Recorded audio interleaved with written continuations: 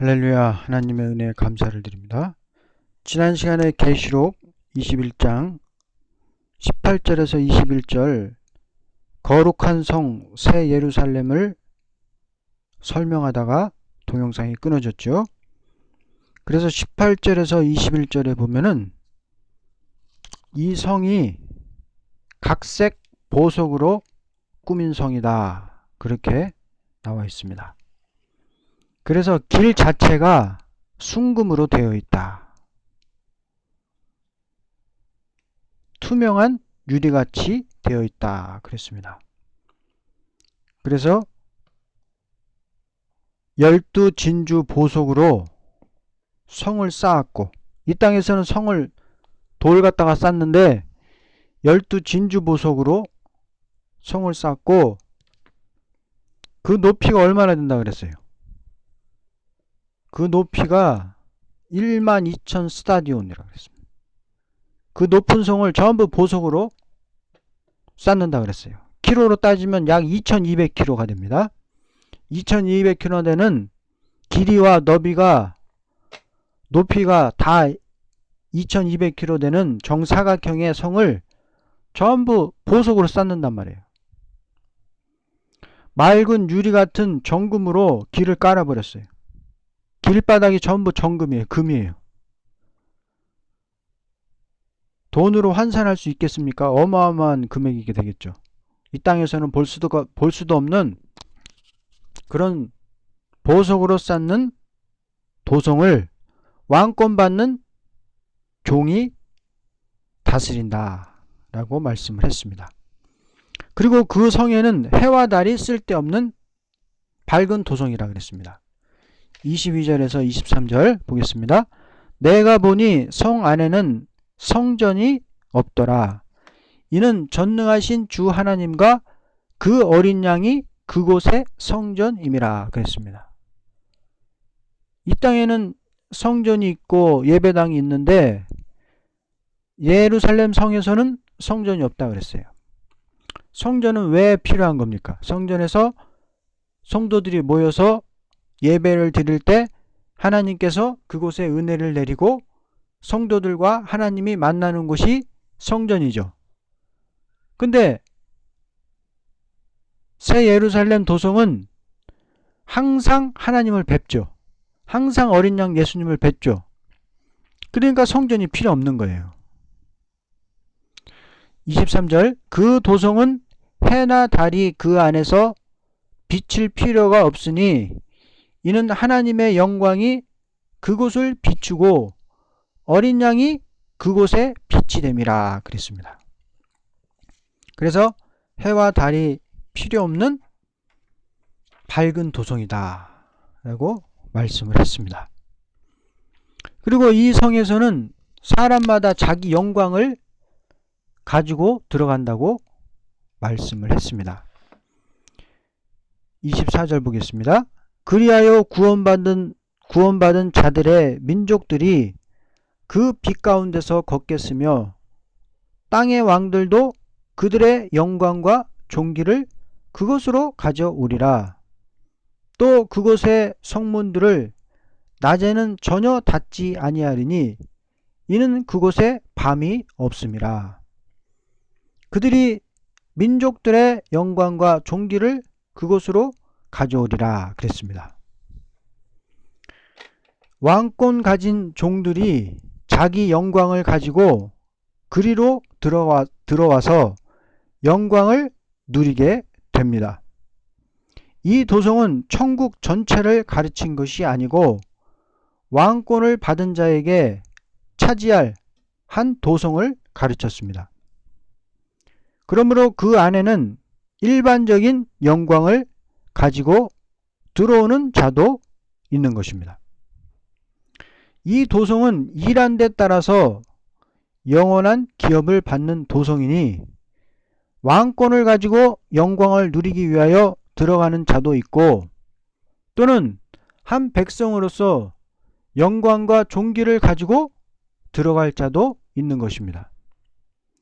이와 같이 되는 것은 한 도성에 왕권을 가지고 영광을 누리는 자가 있는 동시에 백성으로서 그 영광을 누리는 자도 있게 될 것이니 이것을 영원한 왕국이라 하는 것입니다. 이 도성은 행함 따라 받은 보응을 받음으로 이루어지는 도성이니 세상에서 행한 대로 영광을 누리게 되는 것입니다. 새 예루살렘 도성에는 행위대로 보응을 받는다는 것이에요.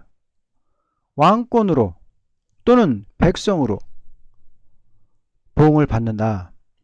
우리가 이 땅에서 중생받은 사람은 영적으로 이제 어린아이로 태어난 것 같고, 그래서 이제 태어난 다음에 성신을 받고 인격이 장성하고 은혜가 이제 계속 받음에 따라서 그 분량에 따라, 은혜 받은 분량에 따라 영적인 계급이 올라가는 거예요.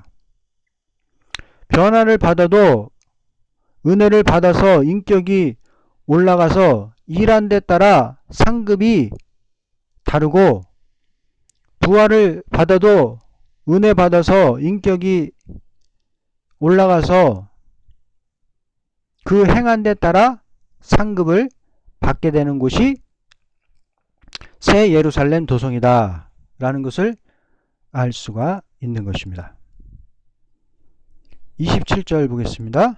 누구든지 27절 무엇이든지 더럽게 하는 것이나 가증한 일을 행하는 자나 거짓말하는 자는 결코 그곳에 들어오지 못할 것이며 다만 어린 양의 생명책에 기록된 자들만이라 그랬습니다. 그래서 이 새 예루살렘 도성은 과거나 현재나 미래나 누구든지 어린 양의 죽음을 통하여서만, 어린 양 예수님의 십자가의 그 공로를 통하여서만 갈 수 있는 곳이 이 새 예루살렘 도성이다, 영원한 천국이다 라는 것을 알 수가 있습니다. 아담을 통해 새 왕국을 이루는 것이 아니고 바로 예수님을 통해서 새 왕국을 이룬다. 인간이 잘해서 들어간다면 하나님의 영광이 될 수 있어요, 없어요? 인간이 잘해서 들어간다면 하나님께 영광 돌릴 게 뭐 있겠습니까? 인간의 공로는 아무것도 없고 온전히 하나님만이 영광을 얻기 위해서 아들 되시는 예수님을 통해서 그것이 이루어져야 온전한 영광이 되기 때문에 오직 성자 예수님의 피로 산 사람만이 천국에 들어가게 돼 있다 라는 것을 알 수가 있습니다. 21장 결론을 보면은 성부, 성자, 성신, 삼위의 역사는 이 영원한 새 예루살렘 도성을 목적 두고 역사를 한 것이니 그 자체는 생명의 자체요 사랑의 자체이시니 그 생명을 사람에게 주는 동시에 영생의 생명을 받은 자가 영원히 영생의 자체가 되시는 하나님과 동고동락할 수 있는 나라를 이루는 것이다 라고 결론을 맺을 수 있겠습니다. 이제 22장 보겠습니다. 1절부터 봅니다. 또 그가 나에게 하나님과 어린 양의 보호자에서 흘러나오는 수정처럼 맑은 생명수의 정결한 강을 보여주더라. 그 도성의 거리 한가운데로 흐르는 그 강의 이편과 저편에는 생명나무가 있어 12가지 과실을 맺으며 달마다 과실을 내더라.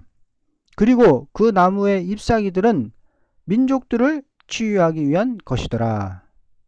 다시는 저주가 없고 하나님과 어린 양의 보호자가 그 안에 있을 것이며 그의 종들이 그를 섬기리니 그들은 그의 얼굴을 볼 것이며 그의 이름이 그들의 이마 위에 있으리라.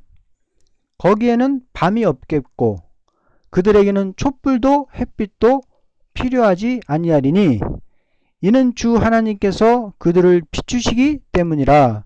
그들이 영원 무궁토록 통치하리라. 5절까지 봤습니다. 하나님은 미의 하나님인 동시에 아름다운 도성을 주문 아름다운 사람을 이루어 아름다운 생활을 하게 하는 데는 생명수 강물을 마시게 하고 생명나무 12가지 과실을 먹고 다시는 저주가 없고 하나님을 섬기되 광명한 나라에서 세세 왕권을 누리면서 섬기게 하는 것이 하나님 당신이 받을 영광이 된다는 것입니다. 그래서 세세 왕권을 가지고 주님의 나라에서 왕노릇하면 이거보다 더 좋은 게 어디 있겠습니까? 이 나라는 정금으로 길바닥을 깔아 놓았는데 궁창 밖에 있으며 영원히 왕노릇하는 것이니 얼마나 복이 있습니까? 이 땅에서 잠깐 고생하고 세세 왕권을 받으니 이게 얼마나 큰 복이 되겠습니까? 사도 바울도 현재 받는 고난은 장차 받을 영광과 좋게 비교할 수 없다고 말씀을 했습니다. 이 땅의 길은 아스팔트인데 천국의 길은 정금이라고 말씀을 했습니다. 이 땅의 집은 벽돌로 쌓는데 천국의 집은 보석으로 쌓는다고 말씀을 했습니다. 우리는 이 말씀을 확실히 믿습니다. 주님께서 이 시간에도 천국에서 우리의 집을 예비하고 계신 것을 우리는 믿습니다. 예수님이 여기 계시다가 오셨는데 잠깐 고생을 했다고 세세 왕권을 주신다고 합니다. 그곳에서 생명수 먹고 생명과 먹고 아름다운 나라에서 같이 살자고 이 말씀 지키라고 말씀을 합니다. 그곳에서 생명수 먹고 달마다 맺히는 생명 과일을 먹으면 얼마나 맛이 있겠습니까? 이 땅에서 먹는 과일하고는 비교가 안 되는 거죠. 이 도성에는 영원히 영생할 식재료가 있으니 12가지 생명가와 생명수 강물입니다. 이것은 영원히 영생할 사람들이 사용할 식료가 될 것입니다. 다시는 저주가 없고 수고한 종들이 세세 왕권을 누리는 무궁세계입니다. 그리스도의 왕국은 지상에서 부득불 왕노릇했고 이 무궁세계에서는 세세 무궁토록 누리는 왕권의 영광입니다. 그래서 이곳에는 최고의 왕이 있고 또 그 다음에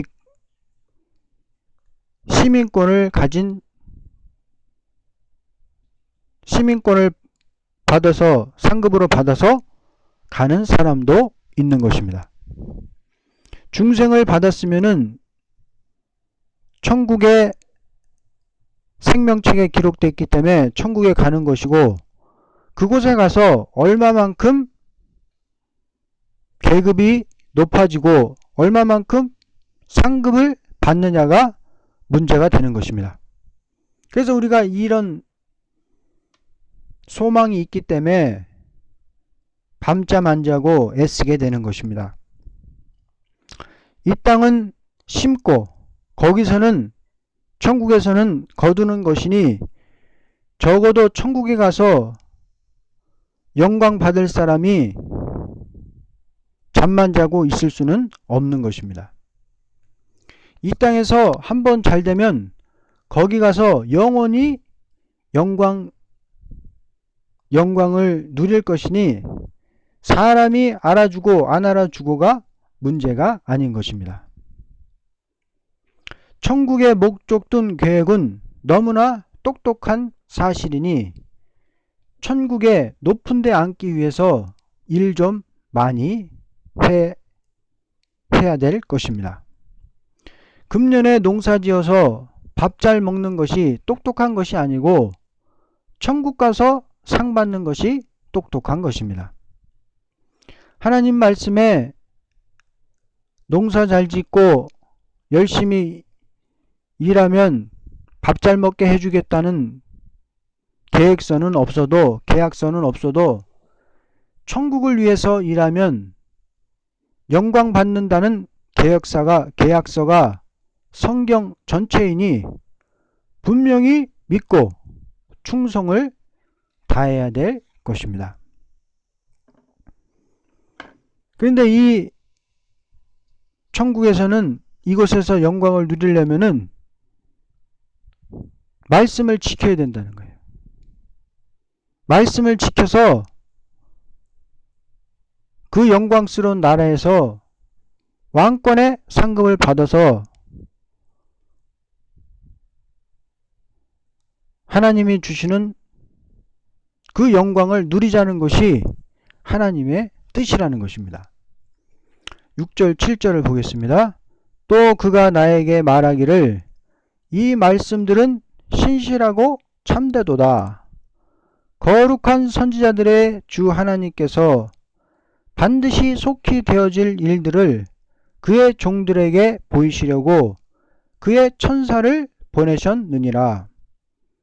보라, 내가 속히 오리라.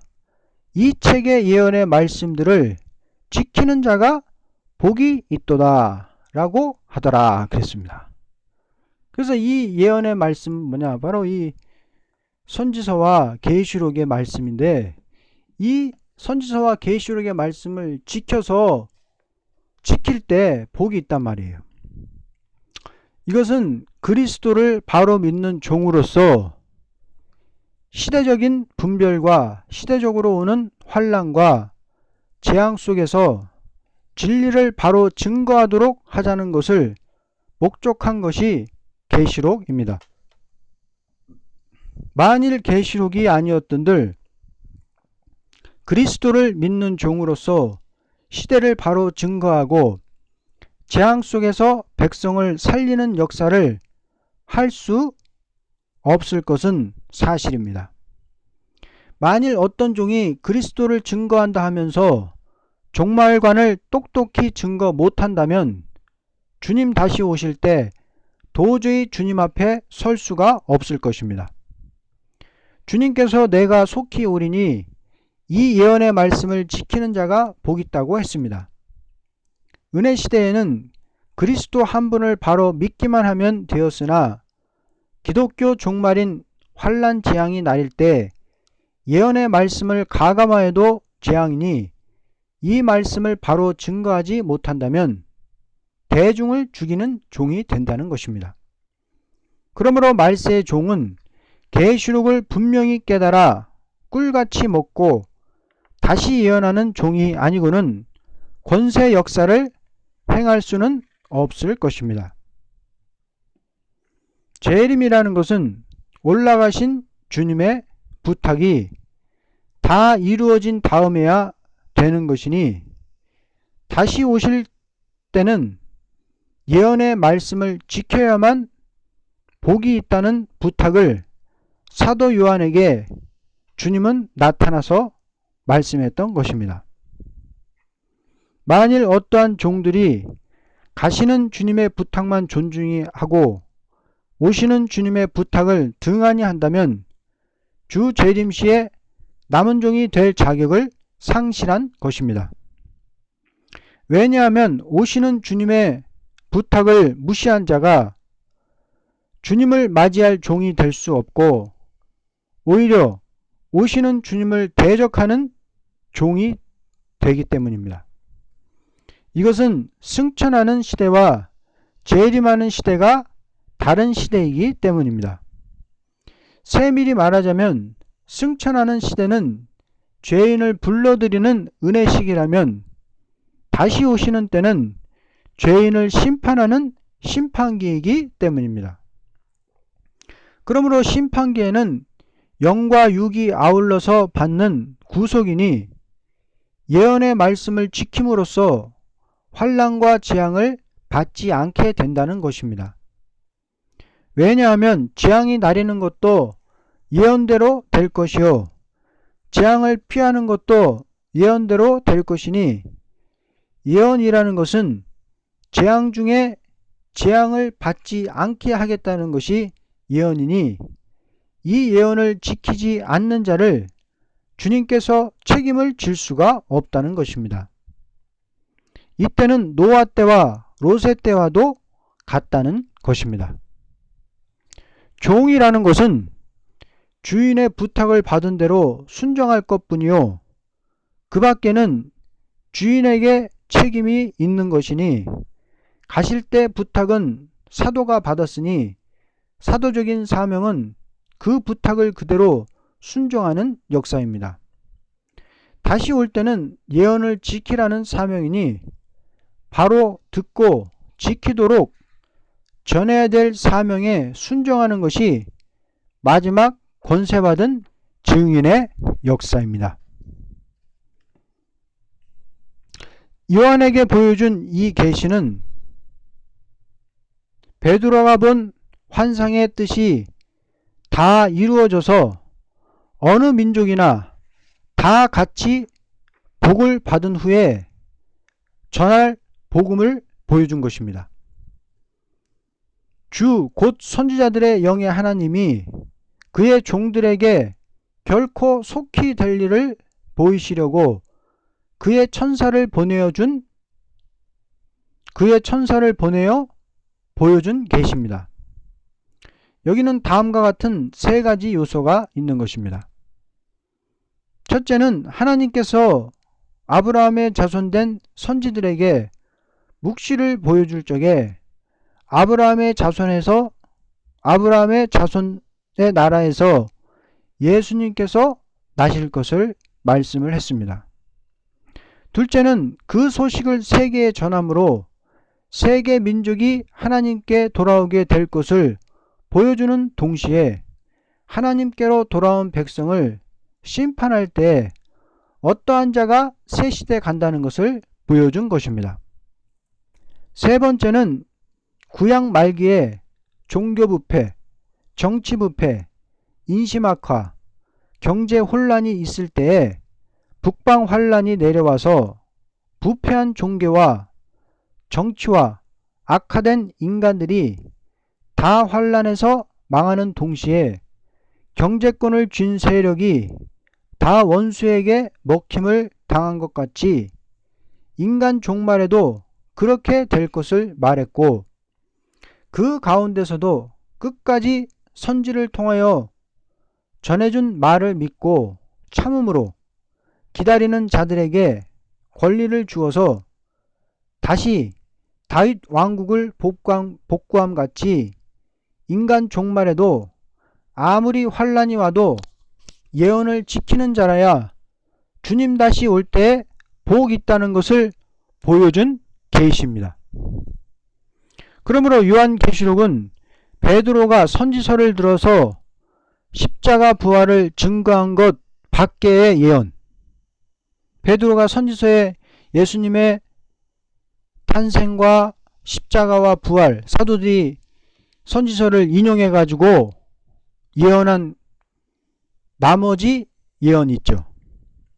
사도들이 선지서에서 인용한 예언은 얼마 되지가 않고, 그 나머지 밖의 예언은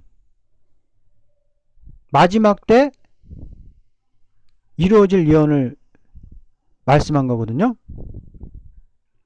그래서 그 예언을 혼선되지 않도록 증거하게 하기 위하여 완전 계시를 보여준 것입니다. 사도 요한이 본 계시가 아니라면 선지서에 있는 심판의 다림줄을 정확히 증거할 수 없는 것을 아시는 하나님께서 요한계시록을 보여주고 그 계시에 의하여 선지서의 비밀을 햇빛같이 밝히 증거할 수 있게 하신 것입니다. 그러므로 부활 성도는 베드로가 받은 영감의 은사적인 계통이요, 말세의 주 재림 시기에 남은 변화 성도는 완전 계시를 본 사도 요한의 영감 계통으로 역사하게 될 것입니다. 이것은 권세의 역사가 되는 것이니 원수를 승리하고 나가면서 복음을 전하다가 재림의 주를 맞이하게 되는 역사라고 보게 됩니다. 율법시대 교권주의 바리새 교인들이 베드로의 환상을 본 비밀을 모르고 이단시하다가 예루살렘이 망했고, 주님 다시 올 때 사도 요한이 받은 계시의 비밀을 바로 알지 못하는 사람들이 거짓 선지의 미혹을 받고 이 예언을 지키지 않는 사람은 다 망하게 될 것입니다. 그러므로 내가 속히 오리니 이 책의 예언의 말씀을 지키는 자가 복이 있으리라고 말씀하신 것입니다. 우리는 대표적인 사람에게 한번 보여준 환상이나 계시를 조금도 등한히 한다는 것은 큰 죄가 되는 것입니다. 은혜 시대에도 베드로가 본 환상에 의하여 전하는 복음을 믿지 않는 사람은 다 망했고, 주 재림 시기에도 사도 요한이 본 계시의 비밀을 지키지 않는 자는 다 망하게 될 것을 꼭 기억하시기 바랍니다. 오늘 7절까지 말씀했습니다. 아멘.